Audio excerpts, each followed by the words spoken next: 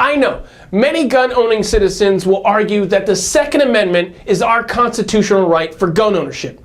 But unfortunately, I don't think anyone has fully read the Second Amendment, because we only hear the phrase, the right to bear arms, which is 5 words out of an entire paragraph that literally begins with the sentence, a well-regulated militia. So I'd have to argue that the Second Amendment is talking about one establishing well-regulated militias, which, by the way, a well-regulated militia is needed for the security of a free state. The rights of its citizens to keep and bear arms shall not be infringed. And the government hasn't infringed on that right, because all of the United States well-regulated militias, such as the Army or the Navy, even local police, are comprised of U.S. citizens bearing arms, just like the Second Amendment states. I think people are making a huge leap in suggesting that the Second Amendment is read to allow every U.S. citizen the right to own a gun. People like NRA spokeswoman Dana Loesch. To Miss Dana Loesch, let's be honest with ourselves.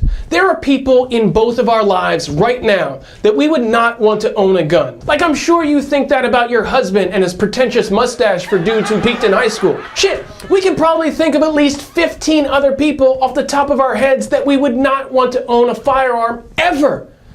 Ever! And I'm sure most of the 15 we're thinking about are either related to you or President Trump himself. But then again, I actually wouldn't mind if Eric Trump had a gun, because he'd be that dummy that shoots himself by mistake at Easter brunch.